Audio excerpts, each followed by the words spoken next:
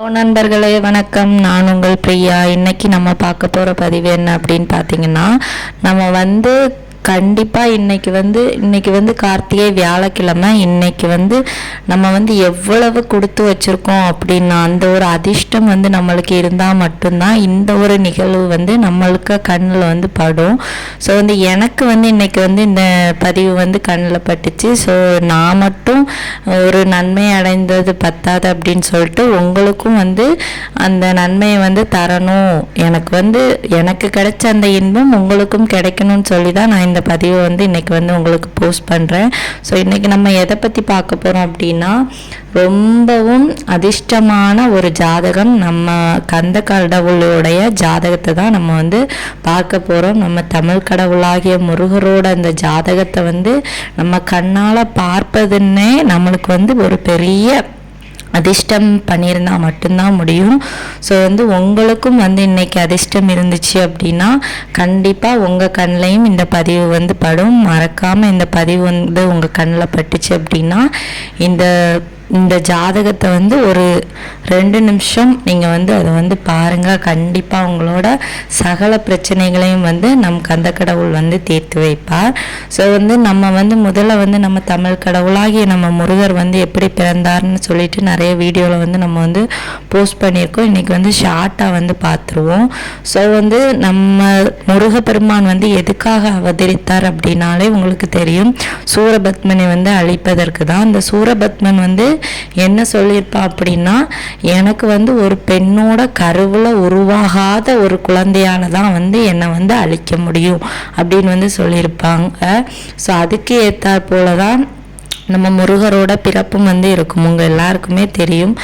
அந்த சூரபத்மன் மக்களெல்லாம் ரொம்ப தேவர்களை ரிஷிகளெல்லாம் ரொம்ப கொடுமைப்படுத்தும் போது இந்த பிரம்மாவுக்கும் விஷ்ணுவுக்கும் என்ன பண்ணணும்னே தெரியாது. ஸோ அந்த டைமில் அவங்க நினைக்கிறது என்னென்னா, இந்த சிவபெருமானுக்கும் பார்வதி தேவிக்கும் ஒரு குழந்தை பிறந்துச்சு அப்படின்னா அந்த குழந்தையால் இந்த சூரபத்மனுக்கு அழிவு வரும் அப்படின்னு அவங்க நினச்சிட்டு இருந்தாங்க. அதுக்காக ஆனால் சிவபெருமான் அந்த நேரத்தில் என்ன பண்ணுவாங்க அப்படின்னு பார்த்தீங்கன்னா, அவங்க ஆழ்ந்த தவத்தில் இருந்துட்டு இருப்பாங்க. அப்போ எப்படி அவங்களுக்கு குழந்தை வரும்? ஸோ இவங்களுக்கு இது எப்படியாவது பண்ண வைக்கணும் அப்படின்னு சொல்லிட்டு காமதேவன் கிட்ட போயிட்டு அவங்க உதவி கேட்பாங்க. காமதேவனும் சிவபெருமான் மேலே அம்பை ஏவார். ஆனால் சிவபெருமானும் ஆழ்ந்த தவத்தில் இருக்கிறதுனால அவரோட தவத்தை கலைத்த கோபத்தில் அவரோட நெற்றிக்கண்ணை அவர் திறந்துருவார். அந்த நெற்றிக்கண்ணில் இருந்து தீப்பொறிகள் எல்லாம் இந்த காமதேவனை சுட்டு பொசிக்க அழிச்சிரும். ஸோ அந்த டைமில் ஒரு 6 தீப்பொறி இந்த சரவணை பொய்கையில் விழும். அந்த 6 தீப்பொறிகளும் தான் குழந்தையாக மாறி நம்ம கந்த கடவுள் உருவானார். அப்படி அந்த சரவண பொய்கையில் உருவான அந்த தீப்பொறிகளாக விழுந்த அந்த குழந்தைய இந்த கார்த்திகை பெண்கள் வளர்ப்பாங்க. ஸோ அதனால நம்ம கந்த கடவுள் இந்த கார்த்திகை மாதம் அவருக்கு ரொம்பவும் ஸ்பெஷல். இப்படி தான் நம்ம முருகர் பிறந்தார். ஸோ சூரபத்மன் சொன்ன மாதிரியே முருகர் யாரோட கருவில் இருந்தும் பிறக்கலை, தீப்பொறியிலேருந்து தான் வந்திருக்கார். ஸோ அதனால முருகப்பெருமான் கையால் சூரபத்மன் அழிஞ்சார். இப்படி தான் அந்த வரலாற்றிற்கு ஏற்ப அவரோட பிறப்பும் இருந்துச்சு, சூரபத்மனோட அழிவும் இருந்துச்சு.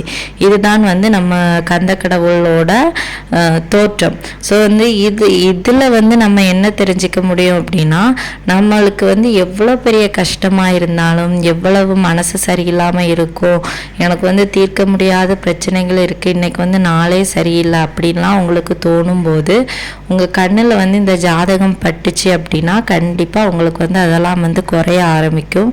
ஸோ இந்த ஜாதகத்தை நான் இப்போ ஸ்க்ரீனில் காட்டுறேன், நீங்கள் பாருங்கள். இதுதான் நம்ம முருகப்பெருமானுடைய ஜாதகம்.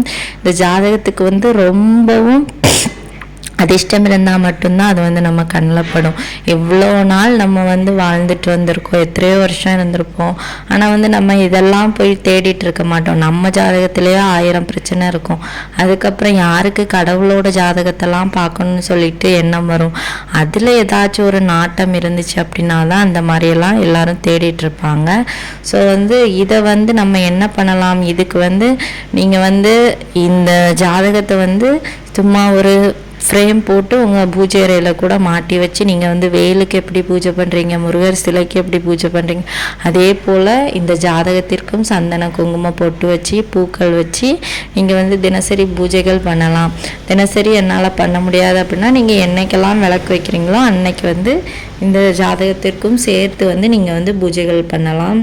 இந்த ஜாதகத்தை வந்து நான் வந்து பூஜை அறையில் வைக்கிறதுனால எனக்கு என்ன நன்மைகள் கிடைக்கும் நீங்கள் வந்து கேட்கலாம்.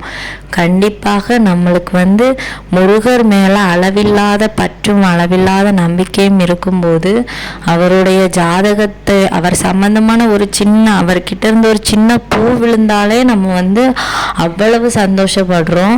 இது வந்து அவர் பிறந்ததற்கான ஒரு சாட்சியாக இருக்கக்கூடியது. ஸோ அது வந்து நம்மளுக்கு வந்து கிடைக்கும்போது அது வந்து முருகனே வந்து நம்மளுக்கு வந்து அருளக்கூடிய ஒரு விஷயம்தான். என்னோட ஜாதகத்தை தரேன், உனக்கு அதிர்ஷ்டம் இருந்தால் நீ வந்து இதை பார்ப்ப அப்படின்னு அவரே வந்து நம்மளுக்கு வந்து தரக்கூடிய ஒரு வாய்ப்பு தான் இது. வந்து உங்களுக்கு அதிர்ஷ்டம் இருந்துச்சு அப்படின்னா இன்னைக்கு கண்டிப்பாக இந்த பதிவு வந்து உங்கள் கண்ணில் படும். மிஸ் பண்ணாமல் பாருங்கள். உங்களுக்கு வந்து எவ்வளோ கஷ்டமாக இருந்தாலும் நீங்கள் வந்து எவ்வளோ துன்பத்தில் இருந்தாலும் உங்களுக்கு வந்து கணவன் மனைவிக்குள்ளே பிரச்சனை, 2 பேரும் பேசாமல் இருக்கிறீங்க, இல்லை குழந்தைகளுக்கு உடம்பு சரியில்லை, உங்களுக்கு உடம்பு சரியில்லை, இல்லை வந்து வீட்டில் ரொம்ப பிரச்சனையாகவே இருக்குது, எப்போவுமே பிரச்சனையாக இருக்குது, வீட்டில் ஒரு சந்தோஷமே இல்லை, அப்போ வந்து பண கஷ்டமாக இருக்குது, என்ன பண்ணணுன்னே தெரியலை, வாழ்க்கையே ரொம்ப மோசமாக போய்ட்டுருக்கு. இந்த மாதிரி நீங்கள் வந்து எப்போல்லாம் வந்து நெகட்டிவாக திங்க் பண்ணுறீங்களோ, நெகட்டிவாக உங்களுக்கு வந்து என்ன விஷயங்கள்லாம் நடக்குதோ அந்த டைமில் வந்து நீங்கள் பூஜை அறையில் இருக்கிற இந்த ஜாதகத்தை பார்த்தாலோ இல்லை வந்து மொபைலில் கூட நீங்கள் எடுத்து வச்சுட்டு நீங்கள் வந்து இதை வந்து பார்த்தீங்க அப்படின்னா கண்டிப்பாக உங்களுக்கு மனசுக்கு வந்து ஒரு மன நிம்மதி கிடைக்கும். கண்டிப்பாக அந்த பிரச்சனையிலேருந்து விடுபடுவதற்கு நம் சொந்த கடவுளாகிய கந்த கடவுள் வந்து உங்களுக்கு வந்து கண்டிப்பாக ஒரு வாய்ப்பை வந்து தருவார். அவரே அந்த பிரச்சனைகளுக்கு தீர்வையும் தருவார். நீங்கள் வந்து அவரை வந்து முழுசாக நம்பினீங்க அப்படின்னா கண்டிப்பாக இந்த ஜாதகம் வந்து உங்கள் பூஜை அறையில் நீங்கள் வச்சு பூஜை பண்ணுங்கள். கண்டிப்பாக அதுக்குள்ள பலன்களையும் வந்து நீங்கள் வந்து பெறுவீங்க. அப்படி பூஜை அறையில் வைக்க முடியலன்னா மொபைல் ஃபோனில் வந்து ஒரு பிக்சராக இதையும் வச்சுக்கோங்க. உங்களுக்கு எப்போல்லாம் தேவைப்படுதோ, எப்போல்லாம் வந்து மனசுக்கு நிம்மதி தேடுதோ அந்த டைமில் இதை எடுத்து பாருங்கள். மனசு நிறைவாக இருக்கும். சுத்தமாக இருக்கும்போதும் நீங்கள் வந்து பூஜைகள் பண்ணும்போதும் இதை வந்து செய்யுங்க. அதுக்கப்புறமா இந்த பூஜை அறையில் வச்சுருந்தீங்க அப்படின்னா அதுக்கும் வந்து பூஜைகள் பண்ணுங்கள், கந்த சஷ்டி படிங்க, என்னெல்லாம் முருகபெருமானுக்கும் பண்ணுறீங்களோ அதே அவரோட ஜாதகத்துக்கும் பண்ணுங்கள். எல்லாமே ஒன்று தான். முருகர் வந்து எங்கேயும் எப்பொழுதும் நம் கூடவே தான் இருப்பார். நம்மை வந்து எப்போவுமே அவர் வந்து காப்பார். இந்த வீடியோவோட பதிவு உங்கள் கண்ணில் இன்னைக்கு பட்டுச்சுன்னா உங்களை விட அதிர்ஷ்டசாலி யாருமே கிடையாது. கண்டிப்பாக இந்த பதிவு உங்களுக்கு பிடிச்சிருந்துச்சுன்னா லைக் பண்ணுங்கள், உங்களுக்கு தெரிஞ்சவங்களுக்கும் ஷேர் பண்ணுங்கள். உங்களை மாதிரி அவங்களும் வந்து இதை வந்து பார்த்து இன்னைக்கு வந்து அதிர்ஷ்டத்தை பெறட்டும்.